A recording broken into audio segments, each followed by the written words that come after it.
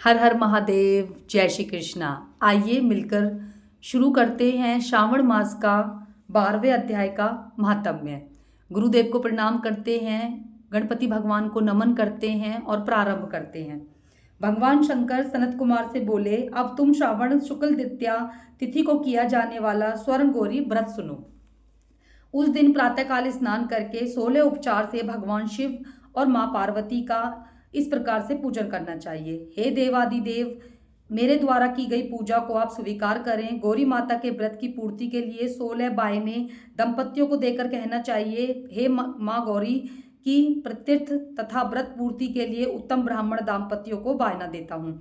चावल के आटे में निर्मित 16 पकवान बांस की 16 टोकरियों में रखकर उन पर वस्त्र रखकर पत्नी सहित 16 ब्राह्मणों को बुलाकर निवेदन करें, मैं व्रत की संपूर्णता और फल प्राप्ति के यह बायना देता हूँ। अलंकार आदि से संपन्न पतिव्रत धर्म युक्त शोभन सुबासिनी इस प्रकार आप स्वीकार करें। इस प्रकार 16, 8, 4 या 1 वर्ष व्रत करके उद्यापन करना चाहिए। पूजा की समाप्ति पर कथा श्रवण कर व्यास जी का पूजन करना चाहिए। सनत कुमार भगवान शंकर से बोले कि हे प्रभु, इस व्रत को सबसे पहले किसने किया, इसका क्या महात्म्य है, उद्यापन की विधि क्या है, इसको जानने में मेरी इच्छा हो रही है। भगवान भोलेनाथ ने कहा, हे ब्रह्मपुत्र सनत कुमार, मैं तुम्हारी जिज्ञासा अवश्य पूरी करूंगा। प्राचीन काल में सरस्वती नदी के तट पर सुवीला महानगरी थी। उसके जो राजा थे उनका नाम चंद्रप्रभा था। उस राजा की महादेवी और विशाला नाम की 2 पत्नियां थीं।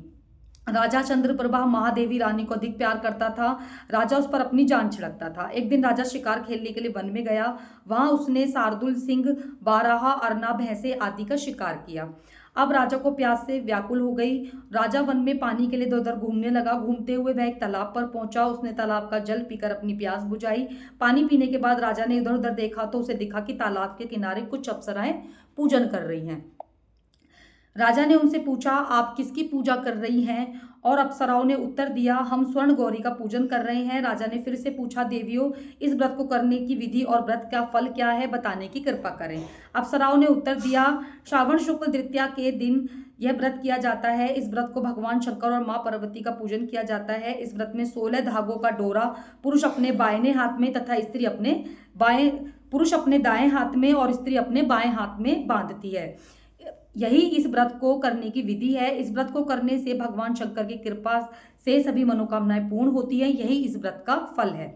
यह सुनकर राजा चंद्रप्रभा ने भी श्रवण मास की शुक्ल पक्ष की तृतीया को अपनी बाईं भुजा में 16 धागों का डोरा बांध लिया और व्रत प्रारंभ किया।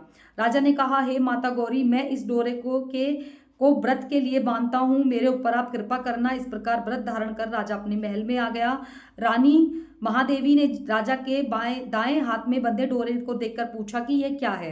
इस पर राजा ने व्रत के बारे में बता दिया। इस पर रानी क्रोधित होकर बोली कि राजा के हाथ में बंधे डोरे को तोड़कर एक सूखे पेड़ के ऊपर फेंक दिया। राजा ने रानी से कहा, ऐसा कर तुमने अच्छा नहीं किया है, यह तुमने गौरी माता का अपमान किया है। इधर राजा की दूसरी रानी ने देखा कि जो सूखा हुआ पेड़ था वो डोरे के प्रभाव से हरा भरा हो गया। छोटी रानी ने उस डोरे को अपनी बाईं भुजा में बांध लिया। ऐसा करने से छोटी रानी डोरे के प्रभाव से राजा की सर्वाधिक प्रिय हो गई। इधर बड़ी रानी व्रत का अपमान करने से राजा के द्वारा त्यागी गई और दुखी होकर वन में चली गई। वन में वह महादेवी को ध्यान करती और पवित्र मुनियों के आश्रम में ठहरी। मुनियों ने उससे देखकर कहा कि अरे पिशाचिनी, तू यहाँ से चली जा। राजा और मुनियों द्वारा तिरस्कार रानी महादेवी घोर जंगल में घूमती थक कर एक जगह बैठ गई। वह गौरा का स्मरण करने के पश्चात आंसू बहाने लगी। रानी को दुखी देखकर देवी को उस पर दया आ गई। देवी ने उसे दर्शन दिए। रानी ने देवी को दंडवत प्रणाम किया और उनकी स्तुति करने लगी। हे देवी, आपकी जय हो, मैं आपको बारंबार प्रणाम करती हूँ।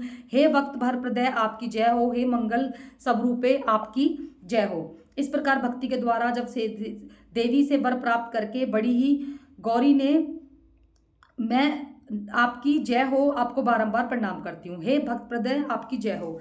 हे मंगला, मंगल रूपे, आपकी जय हो। इस प्रकार भक्ति के द्वारा देवी से वर प्राप्त करके बड़ी रानी ने गौरी की अर्चना की, व्रत किया। व्रत के प्रभाव से राजा बड़ी रानी को महादेवी को वनों से महलों में ले आया। देवी के प्रसाद से राजा और उसकी दोनों रानियों की सब इच्छाएं पूरी हो गई। दोनों रानियों सहित राजा संपूर्ण राज्य का उपभोग कर समृद्धिशील हो गए। अंत में राजा और रानियां दोनों देह त्याग कर शिवलोक को चले गए।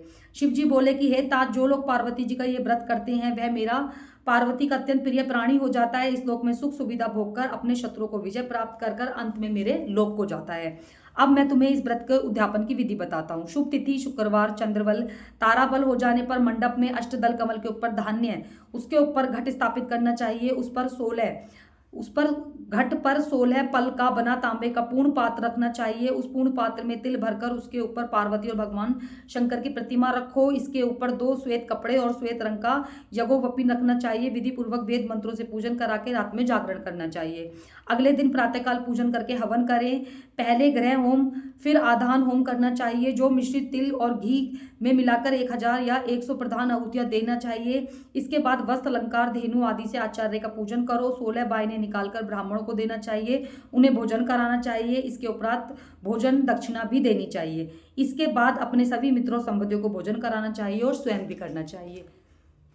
ये था 12वें महात्म्य का अध्याय। हर हर महादेव, जय श्री शंकर।